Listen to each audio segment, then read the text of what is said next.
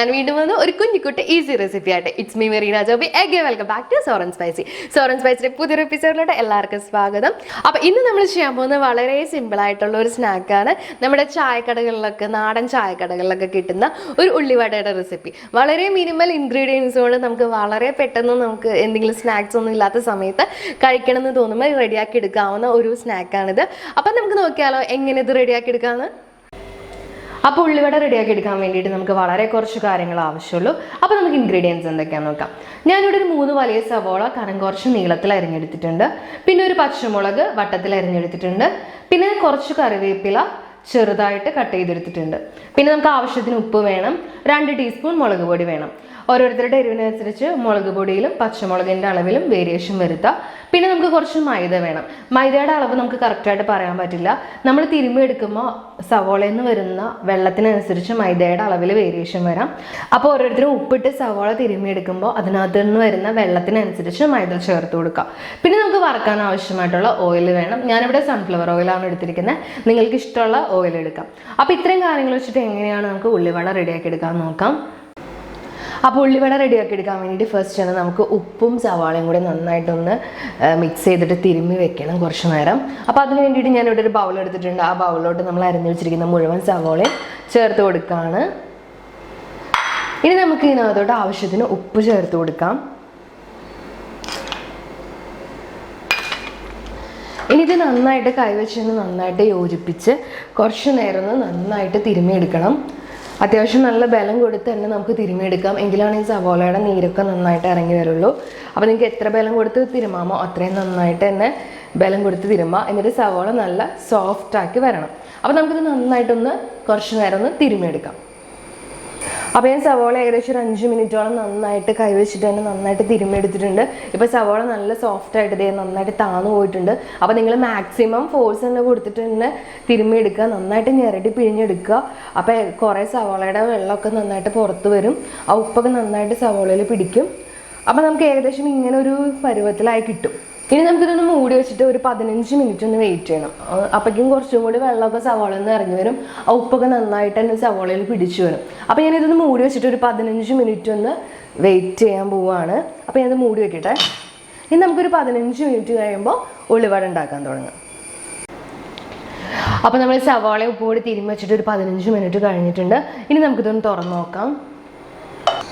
അപ്പോൾ സവോള നേരത്തെ വെച്ചതിനേക്കാളും കുറച്ചും കൂടി ഒന്ന് സോഫ്റ്റായി വന്നിട്ടുണ്ട്. ഇനി നമുക്കിതിനകത്തോട്ട് കുറച്ച് കറിവേപ്പില ചേർത്ത് കൊടുക്കാം. അരിഞ്ഞു വെച്ചിരിക്കുന്ന പച്ചമുളക് ചേർത്ത് കൊടുക്കാം. കൂടെ തന്നെ കുറച്ച് മുളക് പൊടിയും ചേർത്ത് കൊടുക്കാം. മുളക് പൊടി ഓരോരുത്തരുടെ എരിവിനനുസരിച്ച് ചേർത്ത് കൊടുക്കാം കേട്ടോ. ഇനി നമുക്ക് കുറച്ച് മൈദയും കൂടെ ചേർത്ത് കൊടുക്കാം. മൈദ ഓരോരുത്തരുടെ സവോളയിൽ നിന്ന് വരുന്ന ആ വെള്ളത്തിനനുസരിച്ച് നമ്മൾ ചേർത്ത് കൊടുക്കണം. അതായത് നമുക്കിതൊന്ന് മിക്സ് ചെയ്തിട്ട് ഒന്ന് ഉരുട്ടി ഒന്ന് ബോൾസ് ആക്കി റെഡിയാക്കി എടുക്കാനുള്ള രീതിയിൽ ആ ഒരു കൺസിസ്റ്റൻസിയിൽ നമ്മൾ മൈദ ചേർത്ത് കൊടുക്കണം. അത് കുറേശ്ശെ ആദ്യം ചേർത്ത് നോക്കുക. എന്നിട്ട് നിങ്ങൾക്ക് എന്തോരം ആവശ്യമുണ്ടോ അതനുസരിച്ച് ചേർത്ത് കൊടുക്കുക. ഞാനിപ്പോൾ ഒരല്പം ചേർത്ത് കൊടുക്കുക. എന്നിട്ട് നമുക്ക് നോക്കാം ഇത് എന്തോരം ആവശ്യമുണ്ടെന്ന്. അതിന് നമുക്കൊന്ന് മിക്സ് ചെയ്ത് നോക്കാം. അപ്പോൾ നമുക്കൊന്ന് ബോൾസ് ആക്കി റെഡിയാക്കി എടുക്കാൻ പറ്റുള്ളൂ എന്ന് നോക്കാം. അപ്പോൾ അങ്ങനെ ഒന്ന് റെഡിയാക്കി എടുക്കാൻ പറ്റുന്ന വരെ നമുക്ക് മൈദ ചേർത്ത് കൊടുക്കണം. ഇനി ഇതെല്ലാം കൂടെ നന്നായിട്ടൊന്ന് മിക്സ് ചെയ്ത് കൊടുക്കുക. നമുക്ക് ഇതിനകത്തോട്ട് കുറച്ചും കൂടെ ഒന്ന് മൈദ ചേർത്ത് കൊടുക്കണം. കാരണം ഇത് ഒട്ടും ആയിട്ടില്ല ഇതിനകത്ത്. അപ്പോൾ ഞാൻ കുറച്ചും കൂടെ മൈദ ചേർത്ത് കൊടുക്കുകയാണ്. ഇതിനകത്ത് അധികം മൈദ ആവേണ്ട ആവശ്യമില്ല കേട്ടോ. നമുക്ക് ശരിക്കും ഉള്ളിയുടെ ടേസ്റ്റാണ് മുമ്പിട്ട് നിൽക്കേണ്ടത്. നമ്മൾ അധികം മൈദ ചേർത്ത് കഴിഞ്ഞാൽ മൈദ മാത്രമേ ഉണ്ടാവുള്ളൂ. ഉള്ളിയുടെ ടേസ്റ്റ് കുറവുണ്ടാവുള്ളൂ. പിന്നെ വേവാനും കുറച്ച് ബുദ്ധിമുട്ടായിരിക്കും. അതുകൊണ്ട് തന്നെ ഉള്ളി ഒന്ന് ഉരുട്ടാവുന്ന രീതിയിൽ നിങ്ങൾ മൈദ ചേർത്ത് കൊടുക്കുക. അധികം മൈദ ആവശ്യമില്ല. അപ്പോൾ ഏകദേശം ഒരു 6 ടേബിൾ സ്പൂണോളം നിറച്ച് മൈദ ഞാൻ ഇതിനകത്തോട് ചേർത്ത് കൊടുത്തിട്ടുണ്ട്. അപ്പോൾ ഇത് നമുക്കിപ്പോൾ ഒന്ന് ഉരുട്ടിയെടുക്കാവുന്ന പരുവത്തിനുള്ള രീതിയിലായിട്ടുണ്ട്. എന്നാൽ അധികം മൈദ ഇല്ലാനും. അപ്പോൾ നിങ്ങളുടെ സവോളയ്ക്ക് എന്തോരം വെള്ളം നിങ്ങൾ പിഴിഞ്ഞപ്പോൾ കിട്ടി എന്നനുസരിച്ച് നിങ്ങൾ മൈദ ചേർത്ത് കൊടുക്കുക. നമുക്ക് ജസ്റ്റ് ഒന്ന് ഉരുട്ടിയെടുക്കാൻ പാകത്തിന് മാത്രം മൈദ ചേർത്തിട്ട് ഇതേപോലെ ഒന്ന് മിക്സ് ചെയ്തെടുക്കാം. ഇനി നമുക്കിത് ഫ്രൈ ചെയ്തെടുക്കണം. അതിന് വേണ്ടിയിട്ട് നമുക്കിതൊന്ന് ബോളാക്കിയിട്ട് ഒന്ന് ഷേപ്പ് ചെയ്തെടുക്കണം. അപ്പോൾ അതിന് വേണ്ടിയിട്ട് കൈ ഒന്ന് ചെറുതായിട്ടൊന്ന് നനച്ച് കൊടുക്കുക. എന്നിട്ടൊരു ചെറിയ പോർഷൻ ഇതിൻ്റെ അകത്തുനിന്ന് എടുക്കുക. എന്നിട്ട് നമ്മുടെ കയ്യിൽ വെച്ചിട്ട് തന്നെ ഒന്ന് റൗണ്ട് ചെയ്യുക.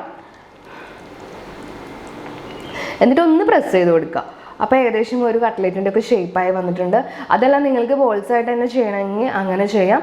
ഇതിപ്പോൾ ഞാനിപ്പോൾ ഒരു പ്ലേറ്റിലോട്ട് മാറ്റി വയ്ക്കുകയാണ്. അപ്പോൾ ഏകദേശം ഒരു പകുതി സവാള ഉപയോഗിച്ചിട്ട് ഞാൻ ഒരു 7 ഉള്ളിവട ഇവിടെ റെഡിയാക്കി എടുത്തിട്ടുണ്ട്. ഇനി നമുക്ക് ഈ ഫസ്റ്റ് സെറ്റ് ഒന്ന് വറുത്തെടുക്കാം. അപ്പോൾ അത് വറുക്കാൻ ഇട്ടിട്ട് ബാക്കി നമുക്ക് റോൾ ചെയ്തെടുക്കാം. അപ്പോൾ നമുക്കിതൊന്ന് വറുത്തെടുക്കാം. അപ്പോൾ ഫ്രൈ ചെയ്തെടുക്കാൻ വേണ്ടിയിട്ട് ഞാനിവിടെ ഓയിൽ നന്നായിട്ട് ചൂടാക്കി എടുത്തിട്ടുണ്ട്. ഇനി നമ്മൾ പരത്തി വെച്ച് ഉള്ളിവട ഇതിനകത്തോട്ടിട്ട് ഫ്രൈ ചെയ്യണം. അപ്പോൾ അതിന് മുമ്പായിട്ട് തീ നന്നായിട്ട് കുറച്ച് വെക്കുക. തീ കുറച്ചിട്ടില്ലെങ്കിൽ നമ്മൾ ഇടുന്ന വഴി സവോള മൊത്തം പുറത്ത് കരിഞ്ഞു പോവും, എന്നാൽ അകത്ത് വേവത്തുമില്ല. അതുകൊണ്ട് തന്നെ തീ നന്നായിട്ട് കുറച്ചിട്ടിട്ട് വേണം നമ്മൾ പരത്തി വെച്ചിരിക്കുന്ന ഉള്ളിവട ഇതിനകത്തോട്ട് ചേർത്ത് കൊടുക്കാൻ വേണ്ടിയിട്ട്. അപ്പോൾ ഞാൻ തീ നന്നായിട്ട് കുറച്ചിട്ടിട്ടുണ്ട്. ഇനി നമുക്ക് പരത്തി വെച്ചത് ഓരോന്നായിട്ട് ഇതിനകത്തോട്ട് ചേർത്ത് കൊടുക്കാം.